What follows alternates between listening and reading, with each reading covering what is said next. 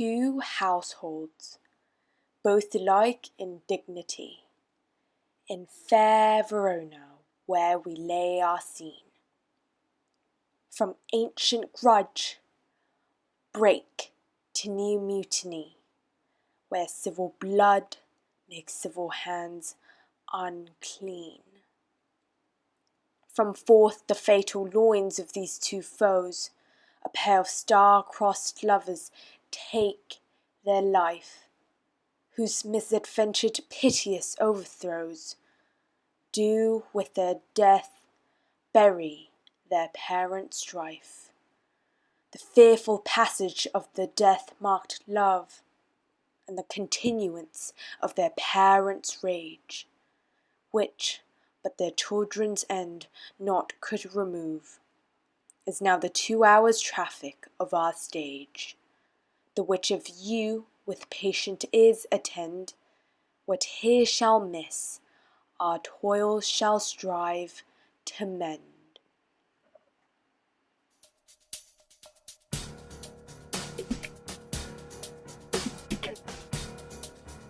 Two households, both alike in dignity, in fair Verona, where we lay our scene. From ancient grudge break to new mutiny. I want to know who that bitch is. Dane, it's your husband. Sweet Jesus, Mother of God. Where civil blood makes civil hands unclean. From forth the fatal loins of these two foes. You don't love him. You'll kill him.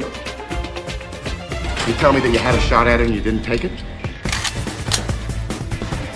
A pair of star-crossed lovers take their life, Still alive, baby? whose misadventure piteous overthrows doth with their death bury their parents' strife.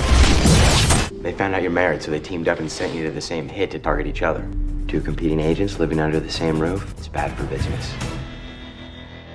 The fearful passage of their death-marked love, and the continuance of their parents' rage. Tell me you got smart and that you killed that lying bitch. This lying bitch? Guess it was just wishful thinking. Which, but their children's end naught could remove, is now the 2 hours traffic of our stage.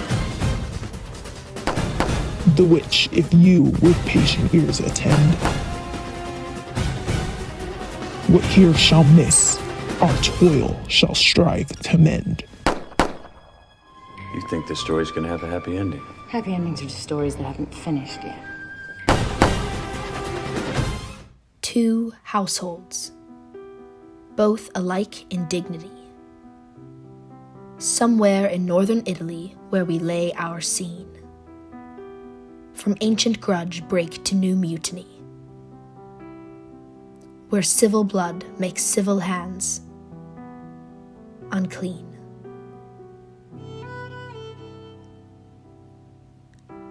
From forth the fatal loins of these two foes,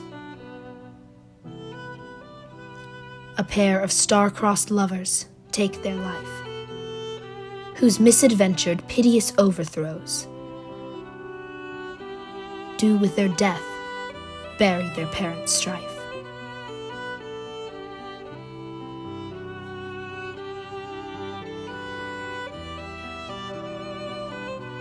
The fearful passage of their death-marked love, and the continuance of their parents' rage, which but their children's end naught could remove, is now the 2 hours traffic of our stage, the which if you with patient ears attend, what here shall miss, our toil shall strive to mend.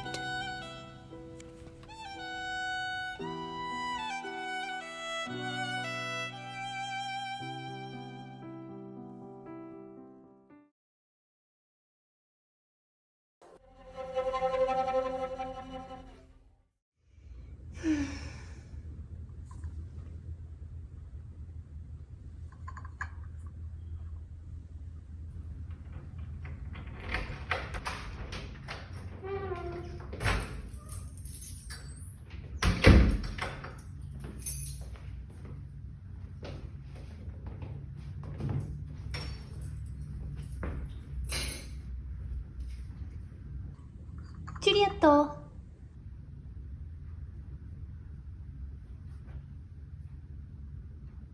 ちょっと話したいことがあるの。座って。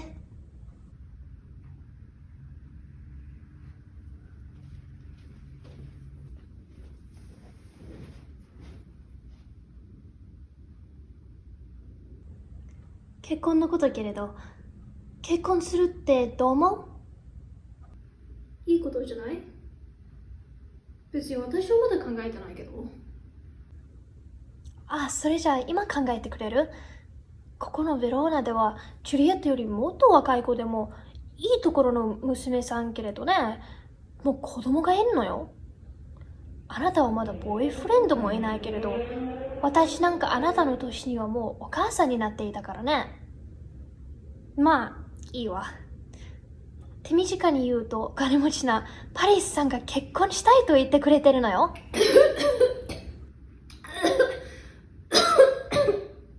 こんなに素晴らしい人は世界中探してもあまりいないからね。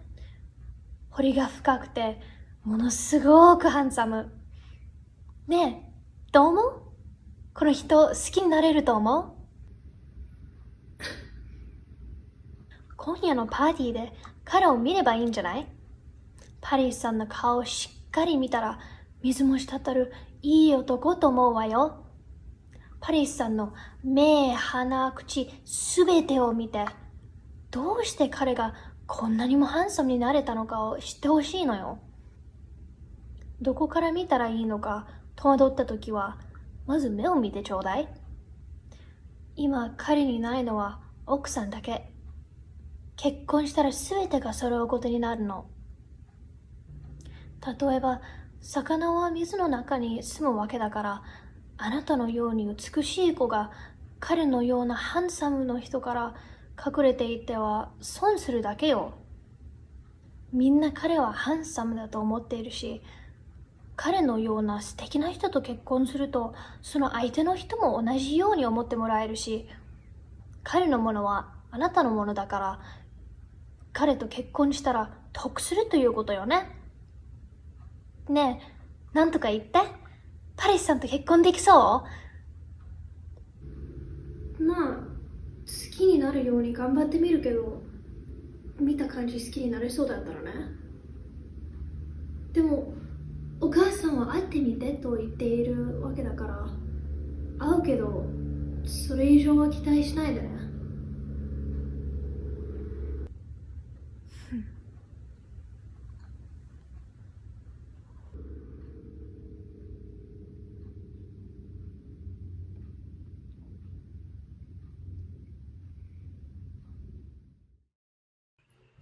Fuck Rosalind.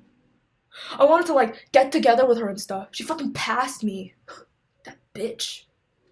I said I'm safe, baby, I promise. The little prude wanted to do some Coventry shit. I mean, baby, you can pray on my... You know what I'm saying? You know what I'm saying? Not a cent, Marcucci, oh god. Just really liked her, that's all. Bro, I'm, like, sensitive. You know, my heart hurts. I'm not gonna find another chick like that. Bruh, who is that chick? The one with the pussy snowflake. Dude, she is looking fire! So smoking! Like, I would fuck her dead. Break her back kind of deal. Her bod is like a solid 10 around these bitches of 6s. Like, if we scaling over here, these other hoes are fugly! Dude, she makes them other bitches look like dogs! God, she's just, ooh! I'm gonna try and tap that. I need to hit that. God! Yeah, this is gonna be the best night of my life! Hey girl. I'm just a little, you wanna, Good pilgrim, you do wrong your hand too much. Which mannerly devotion shows in this? I mean, you look so fine tonight. And usually I have the hottest piece of ass in this house. But man, You've given me a run of my money! So, you wanna take this upstairs? And, like, brunch a little? For saints have hands that pilgrims' hands do touch, and palm to palm is holy palmer's kiss. What? Okay.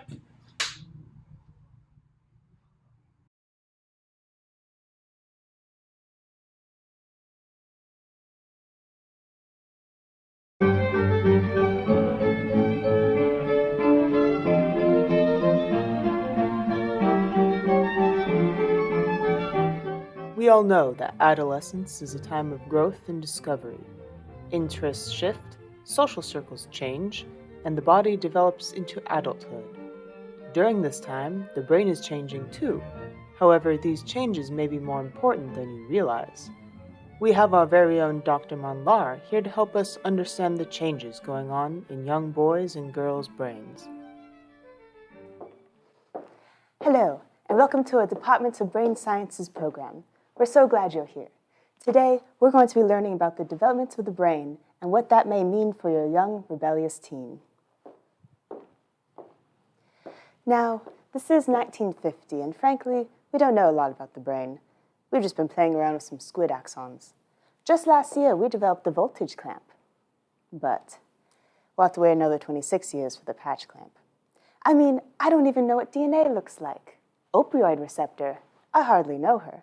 But somehow, I'm a female with a PhD, and I know what the prefrontal cortex is. So why don't we take a look? The prefrontal cortex is the front part of your brain, right behind the brim of your cap. This part of the brain is important for many functions, such as voluntary behavior, emotional and motivational regulation, and high-order executive functioning.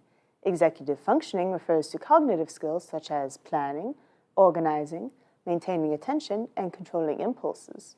Starting to sound familiar? This seems to be a list of things young teens struggle with. Might there be a reason for that, Doctor? There sure is. By 16 to 18, most teens can imagine future consequences for their actions and process complex problems. However, their brain development is far from over. In fact, the brain, the prefrontal cortex especially, does not stop its basic development until 25 years of age, possibly even later. By 25, I was already married and had a son. Oh, I'm sorry? Oh, no, it's fine. I love him very much. Oh, okay.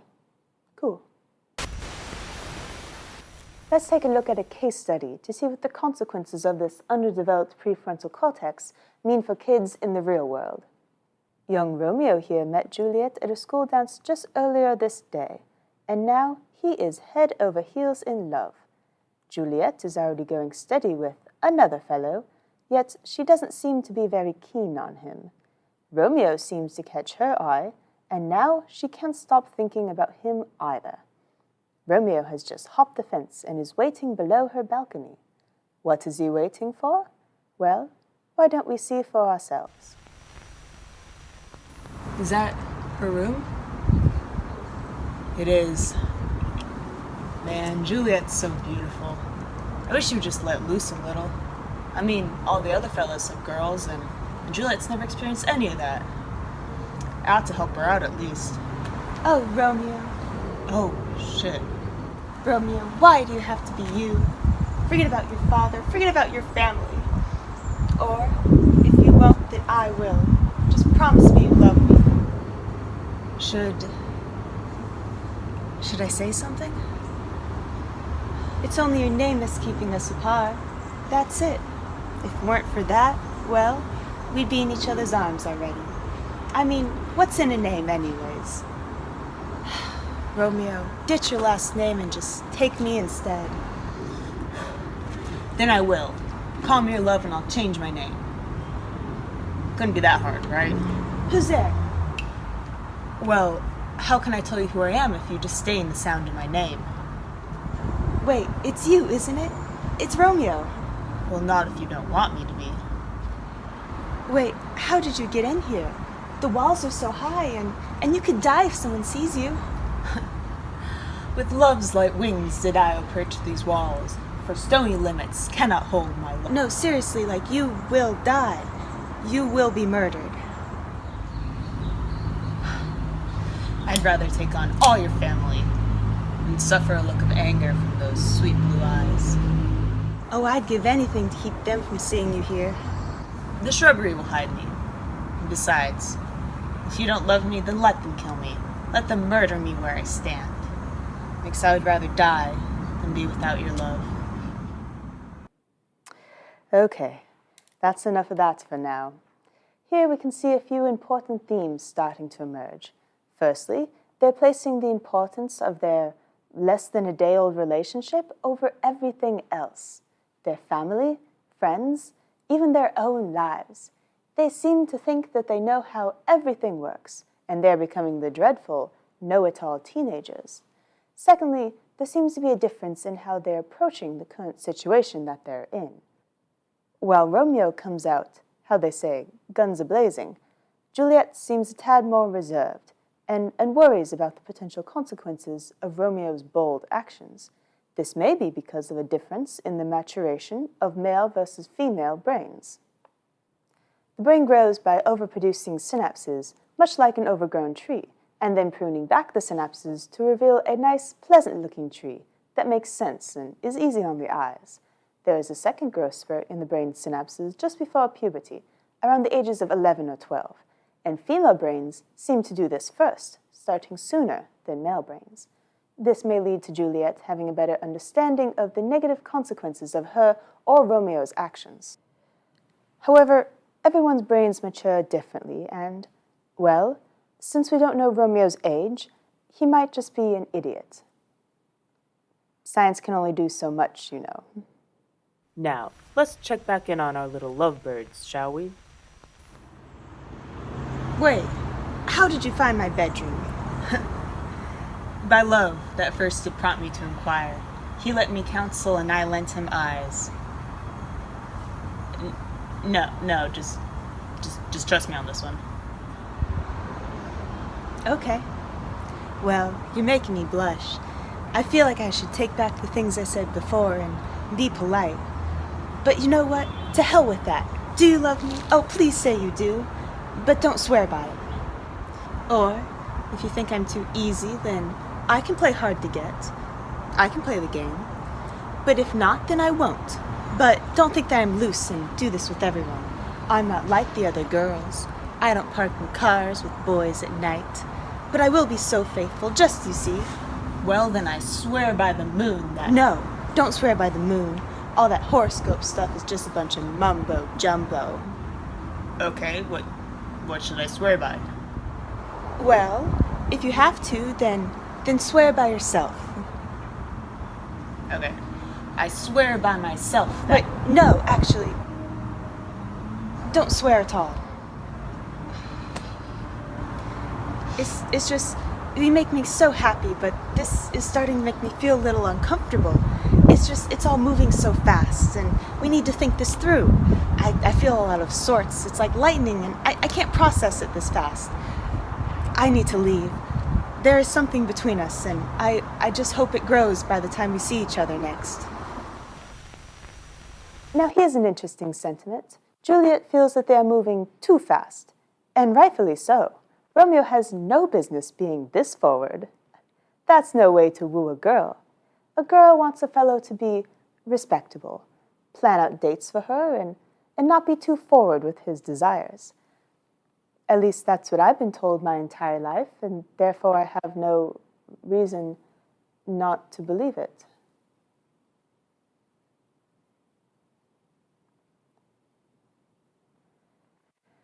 Let's see how Romeo chooses to respond to this denial. Wait, you're just gonna leave me unsatisfied like this? Well, of all the nerve, what satisfaction could you have tonight? A vow of our love would be enough for me. Nice save, Romeo. But Romeo, I already vowed my love. That was like my third line. But now, I wish I could take it back, just so I could give it again. Wait, you'd want to take it back? Why? What did I do? Man, I wasn't even asking to sleep with you. I just wanted to hear you say you love me. No, that's not what I meant. I meant, like, so I could give it again. Endless, you know? Juliet. Oh, I heard someone call for me. Please don't leave. I'll be back. Man, this can't be real. This feels like a dream.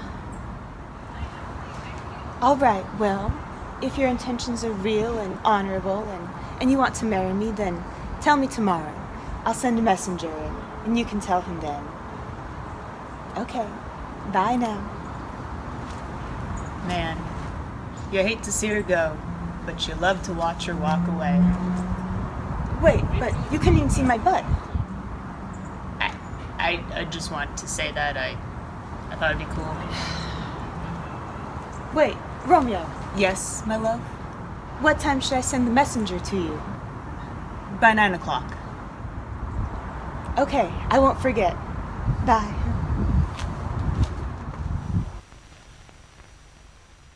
It seems at least Juliet has the forethought to ask what time to send the messenger. No one likes playing phone tag, let alone messenger tag.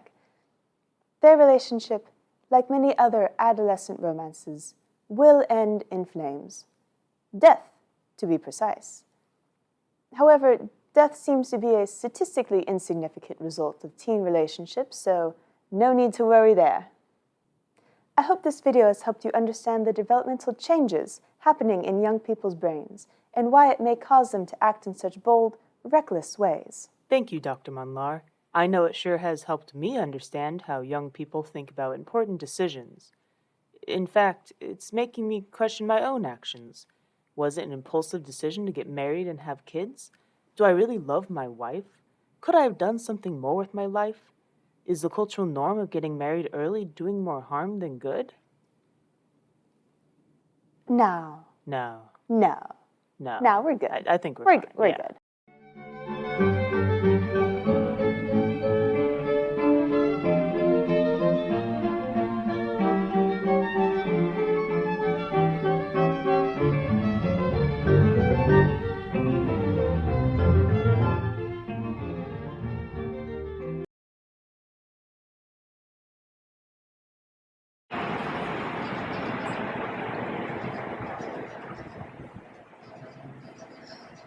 Ay, Dios mío.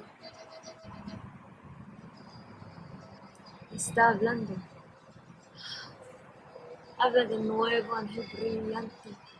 Después de todo, te ves tan gloriosa por encima de mí, como un ángel en el cielo navegando a través de las nubes perezosas. Mirarían a los mortales hacia con asombro. Oh, Romeo. Romeo. ¿Por qué te llamas Romeo? Repudia a tu familia y rechaza tu nombre. O si no lo haces, entonces jura que me amas y dejaré de ser una castilla. ¿Debo esperar a que diga más? ¿O le responderé ahora? Es solo tu nombre lo que es mi enemigo. Eres quien eres, aunque no fueras un Montoya. ¿Qué es un Montoya? No es una mano, ni un pie, ni un brazo, ni un cara, ni cualquier otra parte completa del cuerpo. O sea otro nombre. ¿Qué es un nombre? Una rosa sería igual de dulce si la llamamos por cualquier otro nombre. Romeo, si tuviera un nombre diferente además de Romeo, sería tan perfecto como lo eres ahora con ese nombre. Romeo, quítate tu nombre. Y a cambio de esa parte superficial de ti, llévate a mí en su lugar. Romeo, te llevaré a tu palabra. ¡Ay, Dios mío! Solo llámame amor y te lo juro, me bautizaré con un nombre diferente. A partir de ahora no seré Romeo. ¿Quién es el hombre que se esconde en la noche, escuchando mis pensamientos privados? Pues no sé cómo decirte quién soy usando mi nombre. Mi nombre, mi querida santa, ahora es horrible cuando lo oigo, ya que es tu enemigo. Si tuviera mi nombre escrito en alguna parte, rompería ese papel. Ay, ni siquiera he oído esa lengua decir 100 palabras, pero reconozco la voz. ¿No eres Romeo y un Montoya?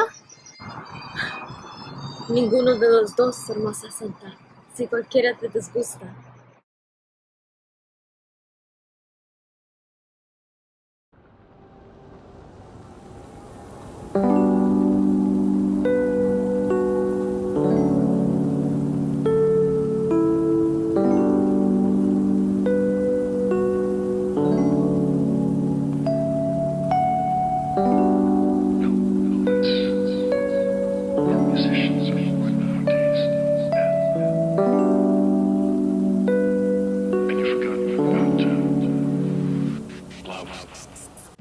It isn't a lot, what I want.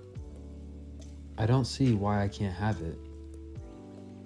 I know there's no way my whole life's going to turn a corner and be this perfect thing.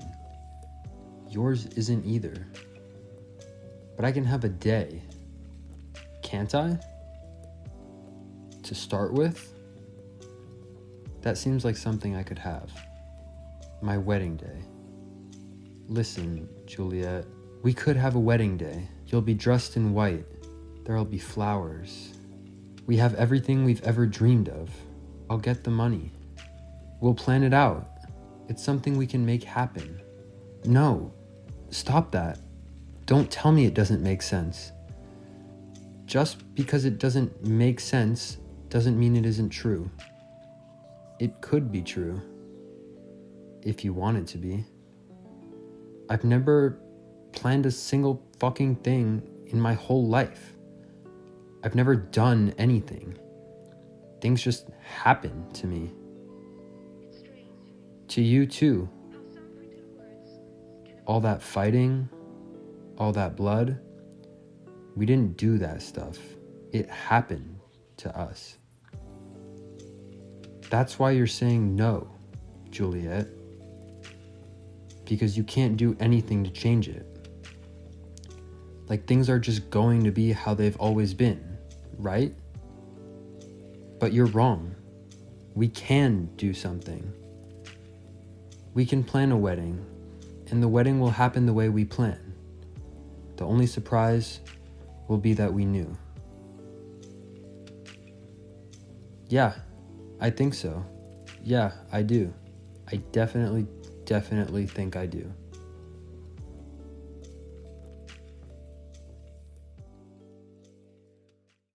The poems pictured here were written by Lu Yu and his childhood friend, lover, and, all too briefly, his wife, Tang Wan, in 1155, more than 400 years before Shakespeare put quill to parchment for Romeo and his Juliet.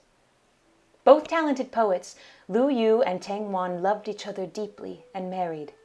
However, Lu Yu's mother developed a deep dislike of his wife, Tang Wan. Blinded by familial obedience, Lu Yu divorced his wife, and each of the star-crossed lovers remarried.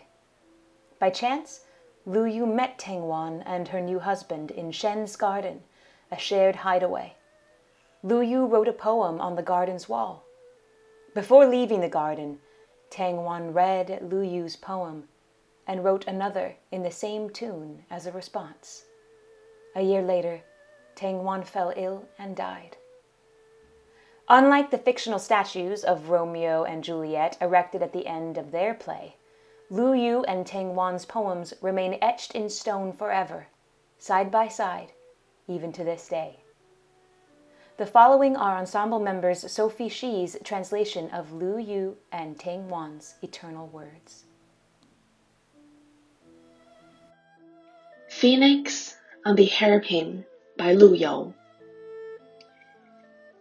Her pink, soft hands serve the wine of the yellow vines, reminding me of the spring days. The green willows by the red walls of the whole royal city, just like her long, soft hair leaning on my shoulder in a perfect position. The evil east wind blew away the happiness leaving a cup of bitterness and years of sadness. The separation is definitely wrong. Spring is still green, no different from before. What is different? Only people, she and I. Slimmer and paler, even the reddest blush I cannot cover. She must have cried. Marks of tears have nowhere to hide. Her face is pallid, her eyes are red, and her gauzy hanky is wetted with rouge left. Peach blossoms are falling down on the poor pond, on the lonely loft. We promised not to divorce till the mountains are flattened. We pledged not to stop loving till the seas are dried. The oath remains. Love never stops. But we divorced. I have been writing letter on brocades, but never sent.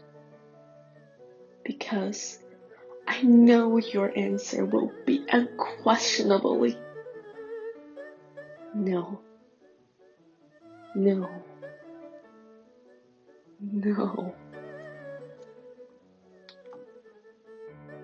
Phoenix on the Hairpin by Tang Wan. In the world full of coldness, people are heartless. Rains are dropping, the sun is watching. So sad he is, sets in the west. Blossoms are falling, people are watching.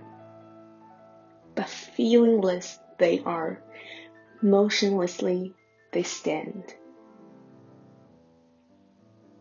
Down breeze dried my tears, only disjointed traces left. What I hide in mind, in a letter I want to write.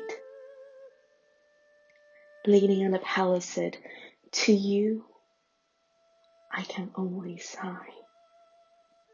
Because to say my yearn is so hard. You are you, and I am I. Days past will never come back. Sickness of love, like a spirit, wanders around. Like a swing, strains my heart. The sound of horn, cold and sad, indicates the end of the night. Afraid of carrying questions, I swallow the tears and put on a cheerful face. But to feign is too hard.